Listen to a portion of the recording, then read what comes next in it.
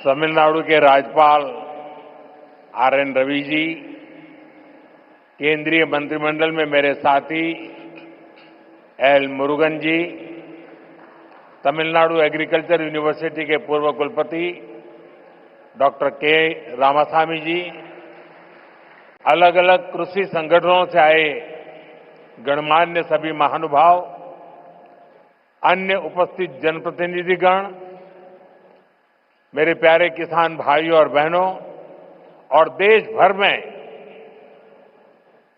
Digital technology के माध्यम से लाखों किसान हमारे साथ जुड़े हुए हैं। मैं यहां से उनको भी वणक्कम कहता हूं, नमस्कार कहता हूं और सबसे पहले मैं आपकी भी और देश भर में जमा हुए मेरे किसान भाई बहनों की भी क्षमा मांगता हूं।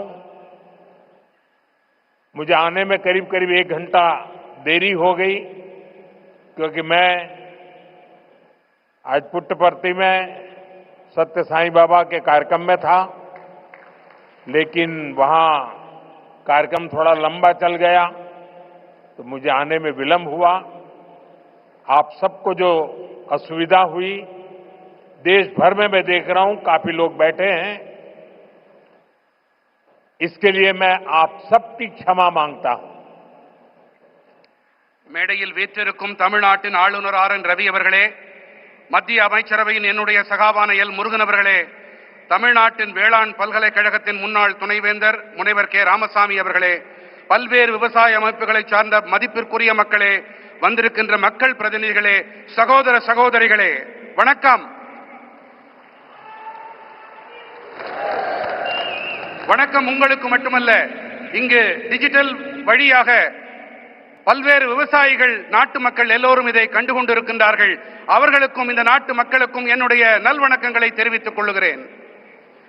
மேலும் உரையை துவங்குவதற்கு முன்பாக உங்கள் அனைவரிடமும் சரி, நாட்டு மக்களிடமும் சரி, குறிப்பாக விவசாயிகளிடம் நான் என்னுடைய மன்னிப்பை கோர விரும்புகின்றேன். தவிர்க்க இயலாத ஒரு நிலையாக புட்டபர்த்தியிலே எனக்கு சற்று கால தாமதம் ஆகியபடியால் இங்கே உங்களை தாமசிக்க வேண்டி வந்திருக்கிறது. அதற்காகவும் உங்கள் மன்னிப்பினை நான் கோருகின்றேன். मैं जब पांडियन जी का भाषण सुन रहा था, मुझे लग रहा था अच्छा होता किसी ने मुझे बचपन में तमिल सिखाई होती तो मैं आज उस स्पीच का इतना आनंद ले सकता था, लेकिन मुझे वो सौभाग्य नहीं मिला। लेकिन जो कुछ मैं समझ पा रहा था, वो जलीकुट्टे के बात कर रहे थे, वे कोविड के समय जो कठिनाइयां हुई उसकी चर्चा कर रहे थे। लेकिन मैंने रवि जी को कहा है कि मुझे पांडियन जी के भाषण को हिंदी या अंग्रेजी में तैयार करके भेजे, मैं इसे पढ़ना चाहूंगा। लेकिन मैं उनकी भावना को पूरी तरह आत्मसात कर रहा था, मैं अनुभव कर रहा था और मेरे लिए बहुत अच्छा पल था ये। நான் ஒரு முக்கியமான ஒரு விஷயத்தை உங்கள் முன்பாக பகிர விரும்புகின்றேன். பாண்டியன் அவர்கள் மிக அருமையாக உரையாற்றினார்கள். 10வது கைத்தட்டல். மேலும்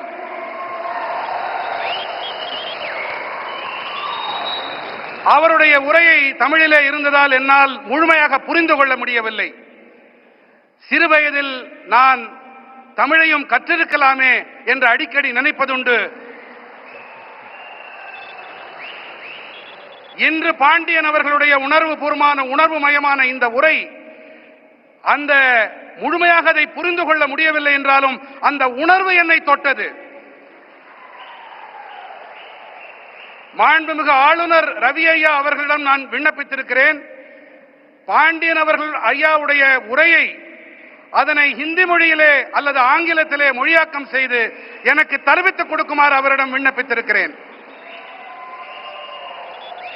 जब मैं यहां मंच पे आया तो मैं देख रहा था काफी किसान भाई बहन वो अपना गमछा घुमा रहे थे, तो मुझे लग रहा था कि बिहार की हवा मेरे आने से पहले पहुंच गई है। நான் இங்கே மேடையிலே வந்தபோது பல விவசாய வேளாண் குடிமக்கள் தங்களுடைய மேல் துண்டை அவர்கள் சுழற்றிக் கொண்டிருந்தார்கள். பீகாருடைய காற்று இங்கேயும் வீசுகிறதோ என்று என் மனம் அவாவியது.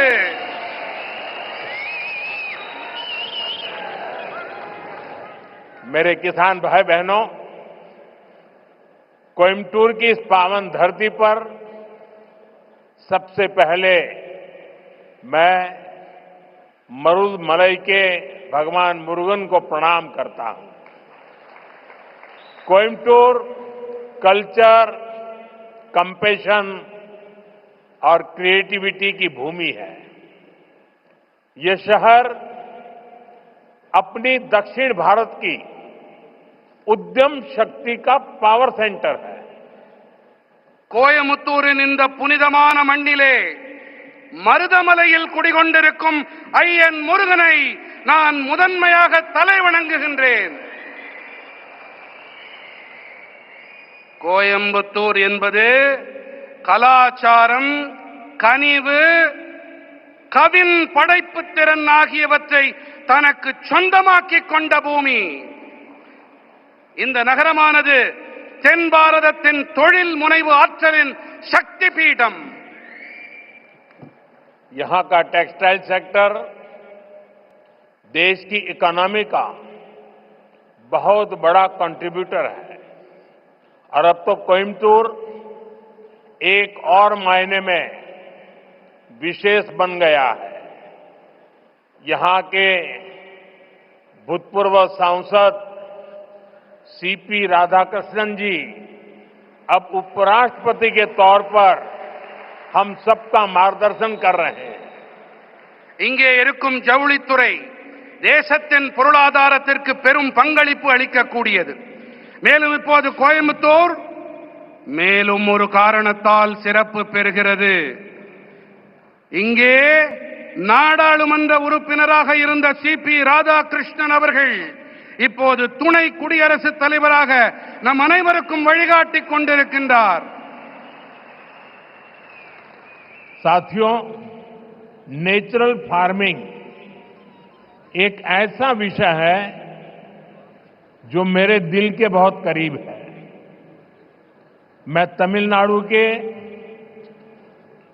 सभी किसान साथियों को south India natural farming summit के इस अभूतपूर्व आयोजन के लिए शुभकामनाएं देता हूं।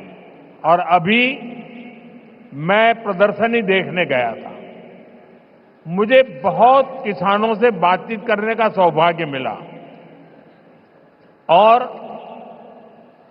कोई मैकेनिकल इंजीनियरिंग करके पीएचडी करके खेती कर रहा है, कोई नासा में चंद्रयान का काम करते करते छोड़ करके खेती कर रहा है और खुद खेती करता है। इतना ही नहीं, अनेक किसानों को वो तैयार कर रहे हैं, नौजवानों को ट्रेन कर रहे हैं। मुझे आज सार्वजनिक रूप से स्वीकार करना होगा, अगर मैं आज इस कार्यक्रम में न आया होता तो मैंने मेरी जिंदगी में बहुत कुछ गंवाया होता और आज मैंने यहां आकर के बहुत कुछ सीखा है। मैं अब मन से तमिलनाडु के किसानों की जो हिम्मत है, परिवर्तन को स्वीकार करने की उनकी जो ताकत है, उसको 100 सलाम करता हूं। நண்பர்களே, இயற்கை விவசாயம் என்பது விசேஷமான ஒன்று. இது என் இதயத்துக்கு மிகவும் நெருக்கமானது. நான் தமிழ்நாட்டின் அனைத்து வேளாண் குடிமக்களுக்கும் நண்பர்களுக்கும் தென்னிந்திய இயற்கை விவசாய மாநாட்டின் பொருட்டு என் மனம் கனிந்த நல்வாழ்த்துக்களை தெரிவித்துக் கொள்கிறேன். அடுத்ததாக, இங்கே மேடைக்கு வருவதற்கு முன்பாக நான் அங்கே காட்சிப்படுத்தப்பட்டிருக்கும் பல்வேறு அரங்குகளை சென்று பார்த்தேன். ஒருவர் இயந்திர பொறியியலில் முனைவர் பட்டம் பெற்ற பிறகு விவசாயத்திற்கு வந்திருக்கிறார். ஒருவர் இஸ்ரோவை விட்டுவிட்டு அந்த வேலையை விட்டுவிட்டு இங்கே வேளாண் தொழிலை புரிய வந்திருக்கின்றார். இவர்களுடைய இந்த பணி கருத்தூக்கம் அளிக்கவல்லது. இவர்கள் மட்டும் கருத்தூக்கம் தங்களுக்கு அளித்துக் கொள்ளவில்லை, இவர்கள் மற்றவர்களுக்கும் உத்வேகம் அளிக்கின்றார்கள், அவர்களுக்கும் பயிற்சி அளித்து வேளாண் தொழிலை முன்னெடுத்து செல்லுகின்றார்கள், புதிய புதிய உத்திகளையும் வழிமுறைகளையும் கைக்கொண்டு. ஒருவேளை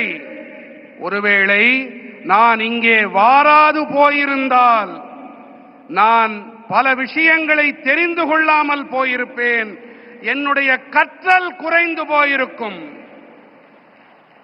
இந்த வேளையிலே நான் தமிழ்நாட்டின் வேளாண் பெருமக்களுக்கு என்னுடைய மனம் நிறைந்த பாராட்டுக்களை உங்களுடைய துணிச்சலுக்காக காணிக்கையாக்குகின்றேன். यहाँ किसान भाई बहन, एग्रीकल्चर साइंटिस्ट, इंडस्ट्री से जुड़े साथी, स्टार्टअप और इनोवेटर्स सब एक साथ जुटे हैं. मैं आप सभी का बहुत बहुत अभिनंदन करता हूं. இங்கே வேளாண் சகோதர சகோதரிகளும் விவசாய அறிவியலாளர்களும் தொழில் துறையோடு இணைந்த நண்பர்களும் ஸ்டார்ட் அப்புகளும் புதுமைகள் கண்டுபிடிப்பாளர்களும் ஒன்றாக இணைந்திருக்கின்றார்கள். நான் உங்கள் அனைவருக்கும் என் வாழ்த்துக்களை தெரிவித்துக் கொள்ளுகின்றேன். साथियों, आने वाले वर्षों में मैं भारत की खेती में कई बड़े बदलाव होते देख रहा हूं. भारत नेचुरल फार्मिंग का ग्लोबल हब बनने के रास्ते पर है. हमारी बायोडायवर्सिटी एक नया आकार ले रही है. देश के युवा भी अब एग्रीकल्चर को एक मॉडर्न स्केलेबल अपॉर्चुनिटी के रूप में देख रहे हैं. इससे देश की रूरल इकोनॉमी को बहुत बड़ी ताकत मिलने जा रही है. நண்பர்களே, வரவிருக்கின்ற ஆண்டுகளிலே பாரதத்தின் வேளாண் துறையில் பல பெரிய மாறுதல்கள் ஏற்படவிருப்பதை நான் காண்கின்றேன். பாரதம் இயற்கை விவசாயத்தின் உலகளாவிய மையப்புள்ளியாக ஆகும் பாதையிலே பயணிக்க தொடங்கி இருக்கின்றது. நம்முடைய உயிரி பன்முகத்தன்மை ஒரு புதிய வடிவத்தை எடுத்து வருகின்றது. தேசத்தின் இளைஞர்களும் கூட இப்போது விவசாயத்தை நவீனமானதாகவும் அளவிடக்கூடிய சந்தர்ப்பமாகவும் காணத் தொடங்கி இருக்கின்றார்கள். முக்கியமாக இதனால் ஊரக பகுதி பொருளாதாரம் மேம்படும் என்பதை அறுதியிட்டு என்னால் சொல்ல முடியும். मेरे किसान भाई बहनों, बीते 11 वर्षों में देश के पूरे कृषि सेक्टर में बहुत बड़ा परिवर्तन हुआ है.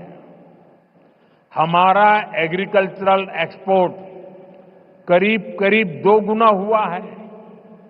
खेती को आधुनिक बनाने के लिए सरकार ने किसानों को मदद देने का हर रास्ता खोला है. நண்பர்களே, கடந்த 11 ஆண்டுகளிலே தேசத்தின் ஒட்டுமொத்த வேளாண் துறையிலும் ஒரு மிகப்பெரிய மாற்றம் ஏற்பட்டிருக்கின்றது. நம்முடைய வேளாண் ஏற்றுமதி கிட்டத்தட்ட இரட்டிப்பாகி இருக்கிறது. விவசாயத்தை நவீனப்படுத்த அரசாங்கம் விவசாயிகளுக்கு உதவி புரிய தேவையான அனைத்து வழிகளையும் திறந்து விட்டிருக்கின்றது. किसान क्रेडिट कार्ड अकेले केसीसी से ही इस साल किसानों को 10 लाख करोड़ रुपए से ज्यादा की मदद दी गई है. ये 10 लाख करोड़ आंकड़ा बहुत बड़ा है. 7 साल पहले पशुपालकों और मछली पालकों को केसीसी की सुविधा मिलने के बाद वो भी इसका जमकर लाभ उठा रहे हैं.